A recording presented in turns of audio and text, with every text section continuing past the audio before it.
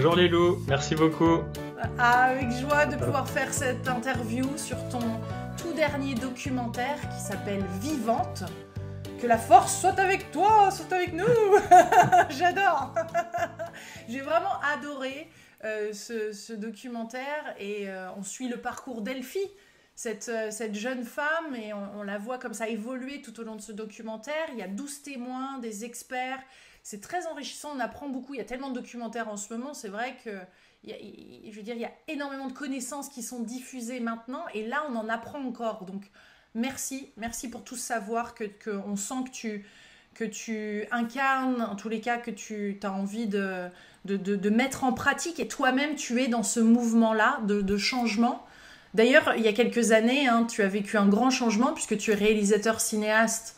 Tu aidais d'autres, on va dire, grands métrages, longs métrages, et d'un seul coup, tu t'es dit non, il faut que c'est du sens tout ça. Et ça correspond à beaucoup de, on va dire, beaucoup de personnes peuvent se reconnaître dans ton parcours là.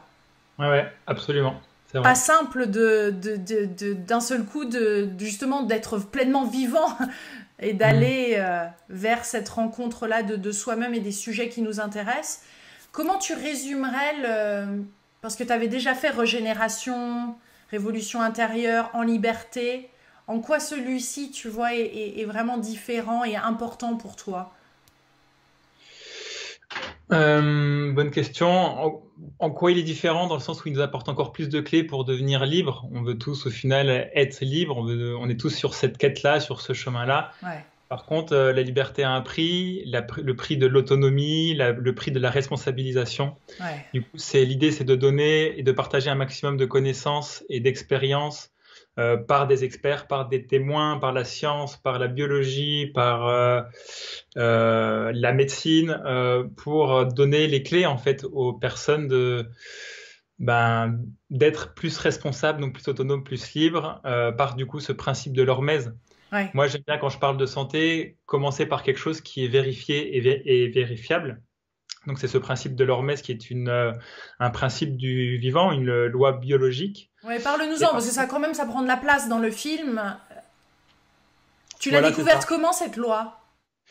On va dire, avec la loi de l'homéostasie qui est aussi, qui fait le cœur aussi du film Régénération, on va dire que l'homéostasie et l'hormèse, aujourd'hui, c'est les deux grands principes du vivant qu'on peut incarner dans la santé.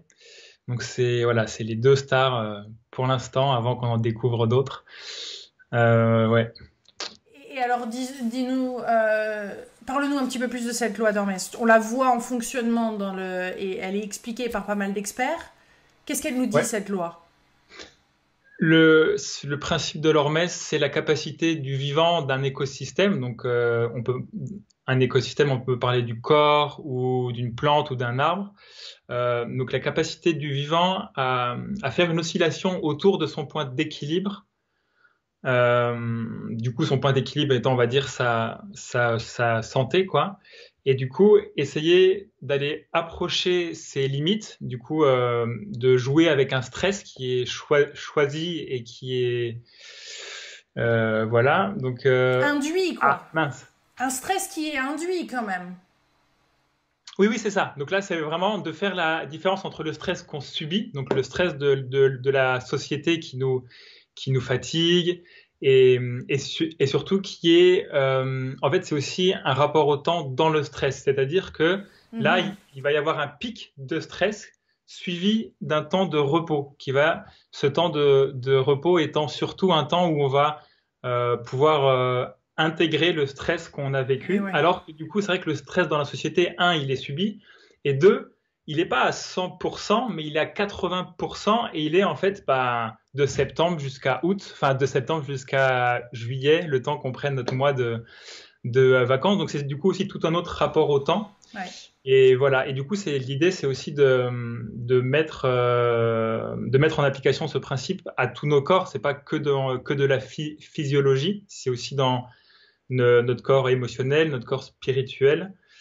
Et du coup, si on parle de l'hormèse dans la physiologie, on va aller voir le froid, le chaud, le jeûne, la respiration, le sport. Et du coup, on peut aussi avoir ces mêmes activités avec les émotions et notre spiritualité, quoi. En gros, c'est juste de retrouver un mouvement.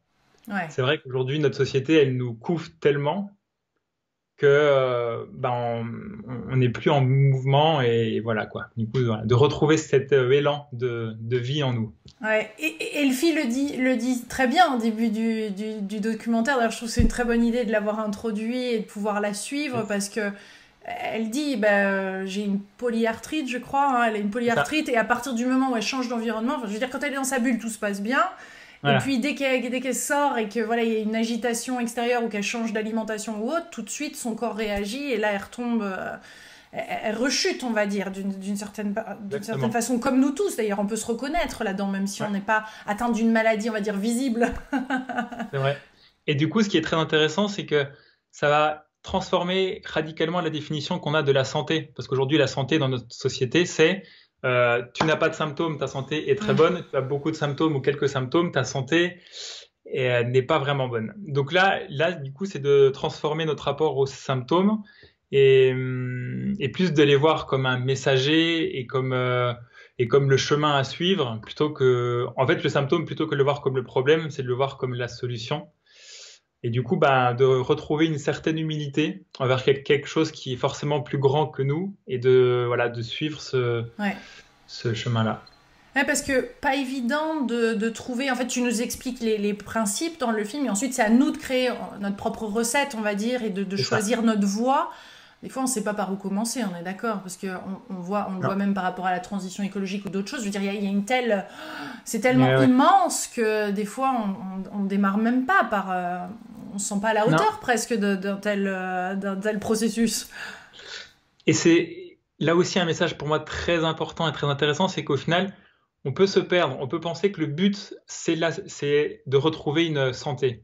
Or, pour moi, le but, c'est avant tout de retrouver une connexion avec nous-mêmes. Mm, C'est-à-dire qu'en fait, le chemin est beaucoup plus important que le but. mm, Donc, forcément, que quand on va expérimenter plein de choses, le froid, le jeûne, etc., on va aller trop loin, se brûler les ailes, tomber, pleurer, etc. Mais en fait, petit à petit, on affine un dialogue avec nous-mêmes, avec notre voix qui est là, mais qu'on n'entend pas trop, qu'on entend moins, mm. qu'on entendra mieux petit à petit. Donc c'est avant toute chose de retrouver une connexion avec notre soi en fait pour petit à petit essayer de cheminer et en fait la santé ne sera qu'une conséquence Ouais. de ce retour à la discussion avec notre âme quoi. Bah, qu'est-ce que la santé alors pour toi? La santé, c'est la capacité, c'est d'avoir une adaptation, une capacité à s'adapter forte. Ouais.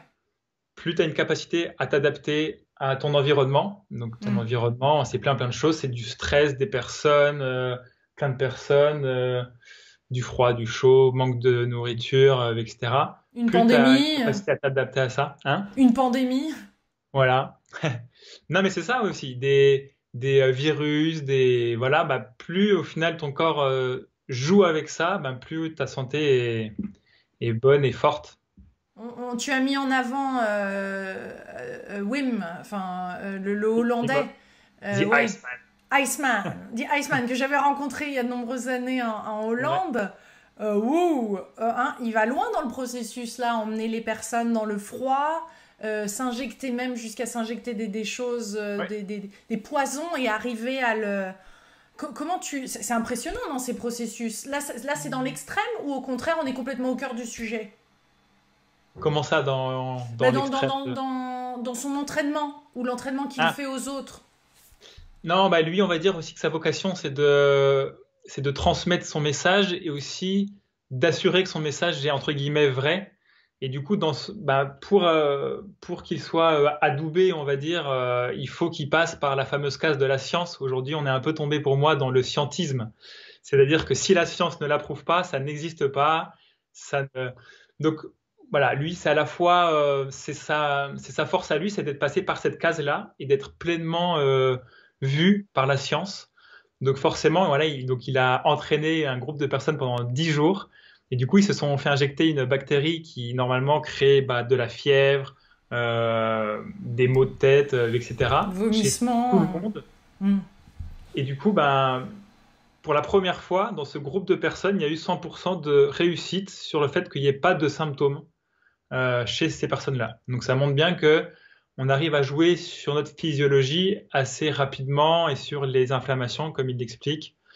Donc, et après, voilà, moi j'aime bien aussi faire la différence entre les deux extrêmes et la radicalité. Aujourd'hui, c'est vrai qu'on fait l'amalgame un peu entre la radicalité et les extrêmes, alors qu'en fait, c'est pas du tout la même chose. Pour moi, quand on parle de régénération dans mes films ou dans Vivante, on est plus dans la radicalité, c'est-à-dire que c'est loin de nos modes de vie actuels, mais pas parce que c'est dans un extrême. Les extrêmes étant pas forcément très bons parce que loin de notre équilibre. Mais là, on revient à la radicalité, donc à la racine de qui on est et de ce dont on est prêt à vivre, en fait. C'est juste que là, on s'est beaucoup trop éloigné de ça. C'est pour ça que, d'ailleurs, quand on aura fini notre expérience de sortir un maximum du vivant et de la vie, bah, on reviendra à ça, en fait. C'est comme un élastique. C'est que là, on fait une expérience d'aller... de qu'est-ce que c'est qu'une vie quand on ne respecte aucun principe en fait du vivant, quand on respire des choses qui sont pas bonnes pour nous, qui sont pas faites pour notre corps, quand on mange quelque chose qui n'est pas fait pour notre corps, quand on boit quelque chose qui n'est pas fait pour notre corps, quand on travaille, quand on a un rythme, un rapport au temps qui n'est pas fait pour notre corps, enfin tout en fait, le rapport aux émotions. Donc là on fait l'expérience de voilà, qu'est-ce qui se passe mais après voilà, je pense que ça nous aidera à revenir encore plus fort vers et plus vite vers qui on est et vers la vie, quoi. Ouais. Et comment tu as choisi ces experts-là qui t'entourent, enfin qui sont mis en avant dans le film et qui nous expliquent tous ces principes? Ben, j'ai essayé de faire une grande salade entre des experts du coup qui se complètent bien. Parce que déjà c'est des références dans leur spécialité, donc on a Vimov qui est la seule référence presque dans sa spécialité à lui, mais sinon on a dans l'épigénétique, la médecine moderne avec Thierry Janssen, ensuite on a la biologie et surtout aussi d'essayer de voir que si on parle vraiment d'un principe du vivant, il ne doit s'appliquer pas que dans notre corps, pas que en nous, mais en fait dans toute la vie. Donc on est allé voir, je sais pas si, enfin un jardinier, donc Pascal Pot, je sais pas si tu vois qui c'est. Non. Pascal Pot qui est pareil, qui est une référence mondiale parce qu'il a du coup mis en pratique ce principe de l'hormèse, mais dans son jardin et pour ses légumes, pour ses arbres, etc. Donc l'idée c'est vraiment de voir que qu'en fait, qu'on est vraiment frères et sœurs des arbres, c'est juste que la forme change, mais le fond, les principes qui nous régissent sont vraiment les mêmes.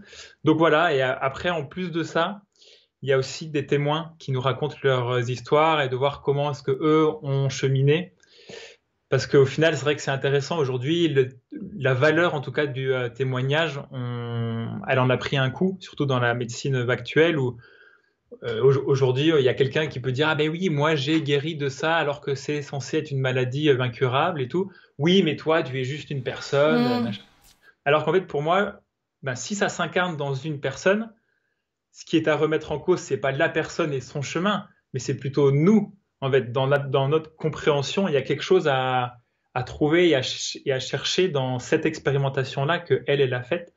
Donc du coup, c'est de voir que si ça s'incarne et dans un témoin, dans une vie, c'est qu'on est quelque part en bonne voie.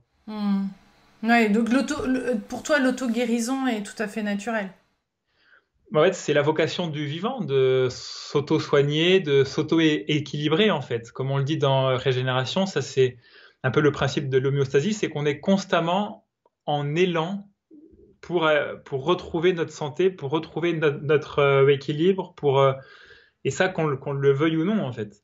Il s'agit juste, nous, de faire le choix. Est-ce qu'on accompagne ce mouvement-là ou est-ce qu'on le freine?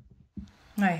C'est pas une décision du mental ou de quoi que ce soit de dire, allez, maintenant, mon corps, je veux que tu te soignes. Eux, c'est leur vie, en fait. C'est la seule chose, ce pourquoi ils sont faits, c'est de retrouver, de se soigner, de se nettoyer. Voilà. Ouais, parce qu'on sent que la liberté, ça, c'est quelque chose qui est important pour toi, d'avoir le temps d'être libre de pouvoir... Hein, et on est beaucoup comme ça, à vouloir ne plus être en prison et être totalement libre de notre créativité, de nos choix, d'avoir cette autonomie et tout ça, on le sent très présent chez toi. Finalement, c'est ce que tu Ouais. essayes de partager. Au-delà du vivant, des principes du vivant, on sent que tu veux encourager cette liberté, cette autonomie. Ouais, c'est ça. De toute façon, moi, je pense que j'ai peut-être trop mal vécu les années à l'école pour Ouais. un certain emprisonnement comme que j'ai mal vécu, quoi. Mais du coup, ouais, de retrouver. Puis je pense que c'est au final, c'est le plus grand trésor qu'on ait tous à vivre sur Terre. C'est vraiment d'être libre en fait et de l'expérimenter, quoi. Ouais. Elfie, quand tu l'as rencontrée comment, Elfie? Pourquoi? Parce qu'on la voit déjà dans un autre film, dans un Ouais. autre documentaire. Et là aussi, tout au long du documentaire, pourquoi le choix de cette jeune femme pour... Et ben Elfie, du coup, je la connais parce qu'on vit ensemble au village de Pourgue. Du coup, un lieu qu'on a cofondé il y a maintenant 3 4 ans. Euh, du coup, on est 25. Et bah, pourquoi elle? Parce que l'idée avec ce film aussi, c'était pas de prendre un surhumain ou un Superman comme Villeneuve, comme fil rouge, mais vraiment de prendre quelqu'un un peu un monsieur et madame tout le monde. Et même encore pire, si on parle si on parle de santé et de capacité à s'adapter. Donc là, on parle vraiment. Et si on prend l'image d'un feu, Elfie, pour l'instant, c'est une petite flamme qui cherche à retrouver la grandeur de ce que peut être un feu en pleine nuit, énorme, quoi. Donc de retrouver, de prendre donc ce fil rouge de cette petite flamme qui va voir des personnes et qui va essayer de retrouver petit à petit un feu intérieur Ouais. énorme, quoi. Et le Donc déclic chez elle, le déclic se fait à quel moment et pourquoi? le déclic souvent chez les personnes atteintes de maladies chroniques, enfin de maladies on va dire même incurables et dégénératives, c'est leurs symptômes. C'est une limite qui nous est imposée, qu'on ne comprend pas trop et que c'est vrai que quand on est en face d'un médecin qui nous dit en fait ce que vous avez, en plus elle c'est très spécial parce que elle a un cas très très avancé et très on va dire grave on va dire, donc elle devrait peut-être être en fauteuil ou donc donc voilà je pense que les symptômes, ouais, c'est un des plus grands messages que peut nous apporter la vie pour nous amener à changer. Donc elle, je pense que c'est ça. Et après, plein de choses. Il y a aussi le fait d'avoir un rapport aux enfants. Elle est très loin pour transformer en fait son regard sur l'éducation et sur ses enfants, justement en leur laissant plus de liberté, plus de confiance, euh, plus de tout en fait, ce qu'elle apprend à laisser à son corps là maintenant.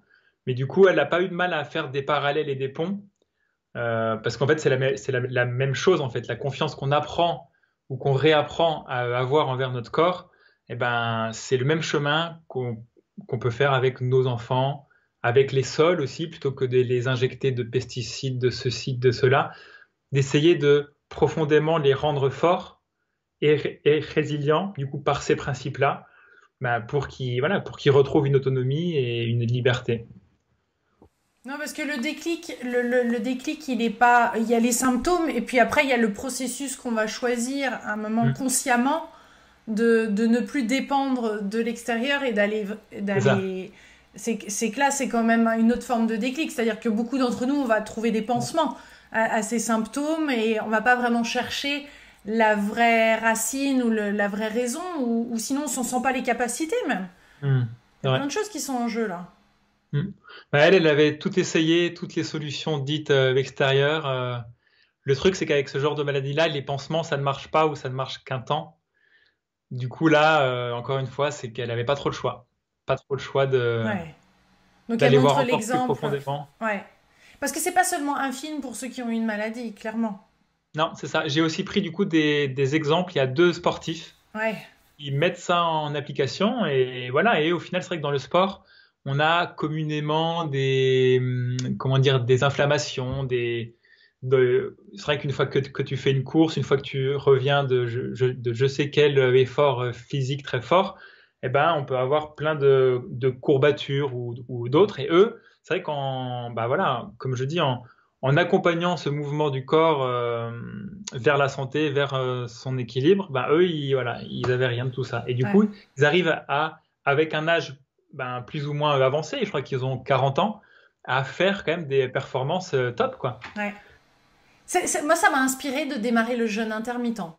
Cool, ok, chouette. Vraiment, là, pour la première fois, j'ai entendu un truc et tout de suite, et c'est vraiment fort, tu vois, quand tu regardes un documentaire, qu'il y a quelque chose de concret qui te Ouais. vient et qui te dit, ça, c'est pour moi maintenant. J'en ai entendu parler du jeûne avant, j'en ai fait, mais là, le jeûne intermittent au quotidien, donc c'est-à-dire 16 heures hein, de plus manger.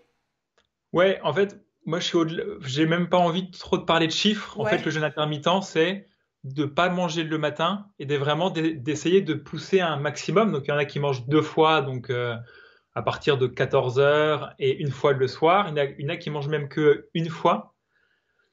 Donc, c'est vraiment de s'écouter et de sentir que là, ok, là, voilà, ça fait 1 heure ou 2 que je sens que j'ai faim ou que je tire un peu. Bon, ben, je mange.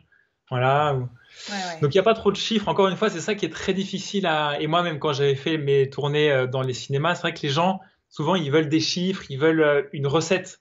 Qu'est-ce que je dois faire Et en fait, il n'y a qu'un principe. Donc c'est que une théorie. Et après, Ouais, ouais. c'est à nous de jouer avec et de trouver une danse pour se l'incarner bien. Ouais. Mais Oui, oui, mais on après, peut dans ce cas-là, démarrer il y a par tout quelque l'effort. chose. Ouais, Il y a plein de choses qu'on va pouvoir mettre en place pour retrouver une force et au final, on voit bien qu'on n'a pas le choix, hein, parce qu'aujourd'hui, ce qu'on a vécu, enfin cette année, ce qu'on a vécu avec le virus, eh ben, l'OMS a prédit dans 50 ans des millions et des millions de morts dues à la résistance aux bactéries. Donc c'est-à-dire qu'en fait, donc encore une fois, donc ces principes-là, ils sont valables pour tout le vivant. Donc malheureusement ou bien heureusement pour nous, en fait, les bactéries et les virus font partie de cette famille-là. Donc ça veut dire que ces principes-là sont vivants aussi en eux. Et en fait, nous, en leur mettant des antibactériens, des antiviraux, etc., etc., en fait, on ne fait que de les renforcer.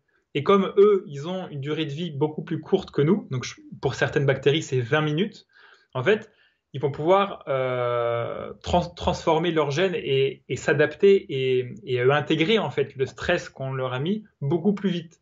Donc en fait, le jeu, c'est pas de les renforcer nous, eux, et de trouver des solutions extérieures, parce qu'effectivement, il y a un moment où c'est dépensement sur dépensement sur dépensement, mais il y a un moment, c'est une colonne, c'est une montagne de pansements qui ne fonctionne pas. Donc, c'est toujours de se renforcer soi-même ouais.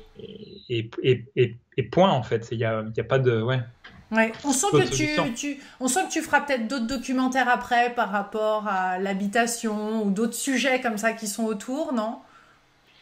On sent que c'est tout un, qu'il y en a pas que quelques-uns, là, qu'il y en a d'autres à venir, je veux dire.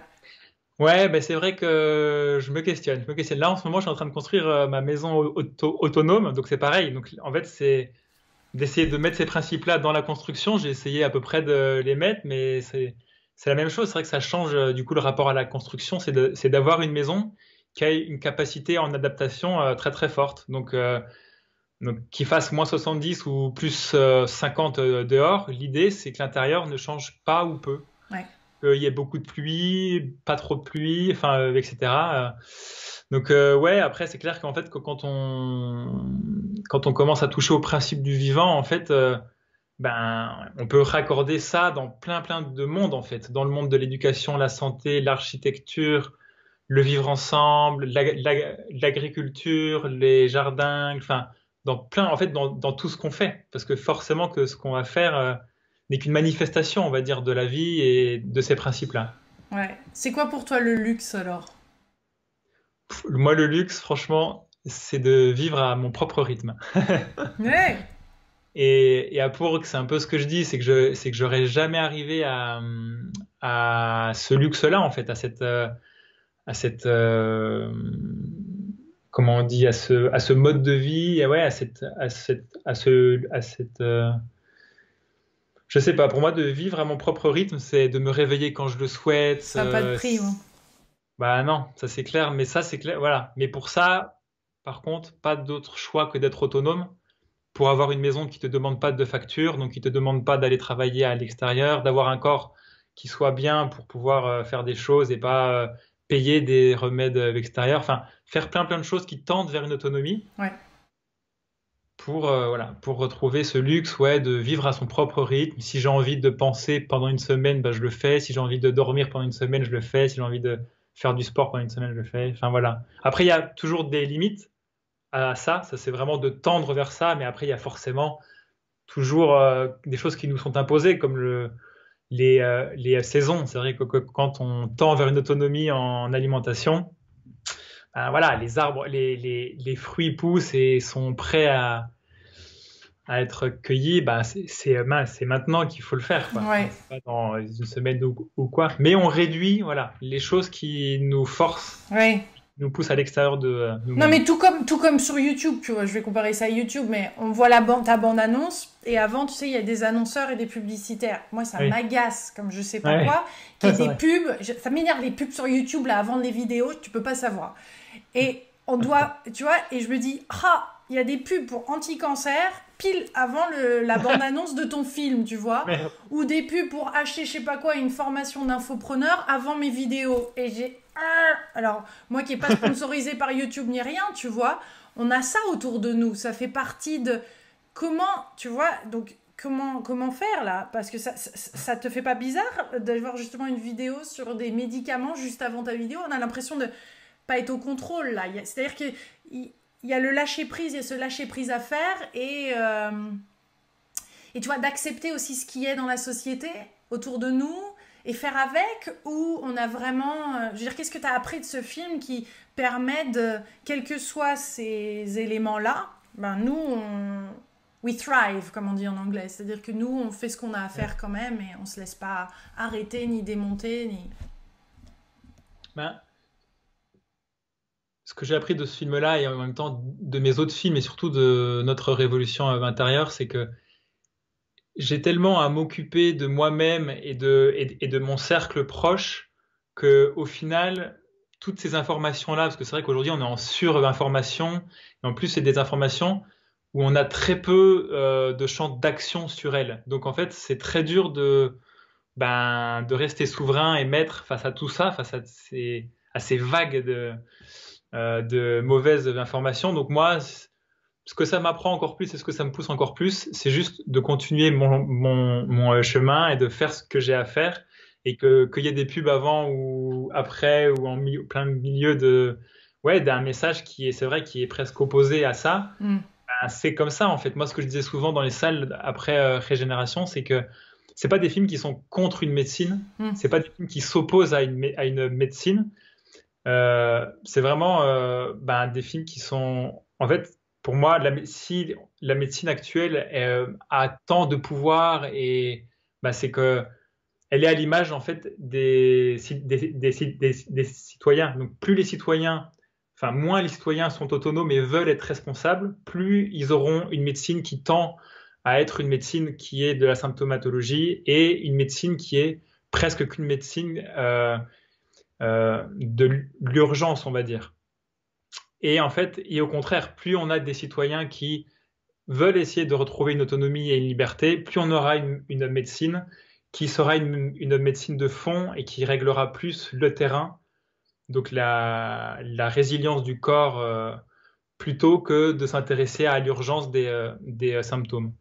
Donc c'est toujours pareil, l'idée c'est de centrer aussi le message sur les citoyens et de ne pas montrer du doigt une chose, encore une fois, de l'extérieur qui dit « Ah, ça c'est mauvais, ça c'est mauvais ». Si ça a tant de force, c'est que c'est nous qui lui donnons cette force-là. On l'alimente, ouais.